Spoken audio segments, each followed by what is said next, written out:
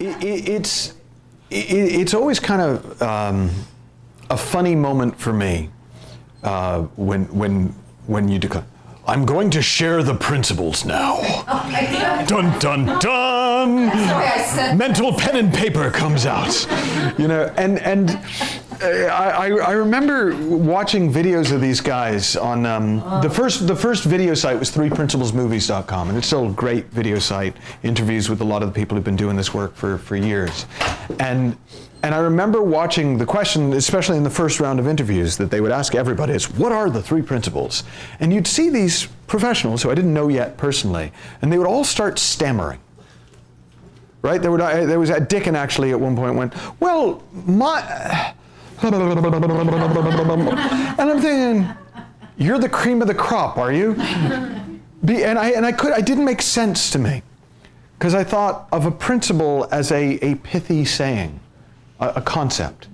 Okay, there's 3 concepts, great, what are they? And it's one of the reasons why I often don't say, I teach the 3 principles, because the question, of course, that somebody's going to ask is, well, what are they? And that is a terrible way to learn them, because they aren't. Right? The principles don't lend themselves to being tweeted. That's a good one, Mike. Right? They're not. That's great, Michael. Hashtag good one, Mike. That's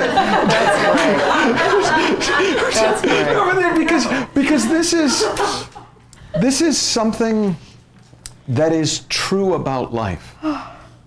And talking about them as principles is a way of saying it's at a fundamental level this is true. It's not an idea for you to take away and try to remember. Like, if you don't remember gravity, you don't start floating. Right? Imagine if you had to actually remember the principles of flight to stay in the air. I mean, that would be scary, right?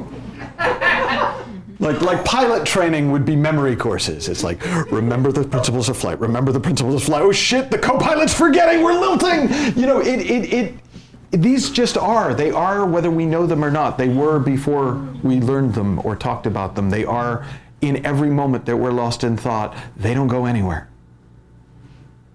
And it just happens that when we catch sight of them, just for a moment, the world starts to make sense in a different way. We relax. It gets less scary because we know what's going on. You know, I'm trying to think of who the guy was, but a friend of mine moved to New York from LA. And he said that when he first got there, he freaked out because he said the first night I was there were 3 earthquakes. And he said then he kind of thought about it and he went, they don't have earthquakes in New York. Bless you. And he realized it was the subway. And he was feeling it through the ground, but he was so conditioned to think in terms of earthquakes that it was freaking him out. Once he realized it was a subway, he stopped noticing it. That's a good one. The subway didn't stop coming. He stopped noticing it. When you start to see that you're feeling your thinking, you don't stop thinking. It just stops being such a big deal when you do.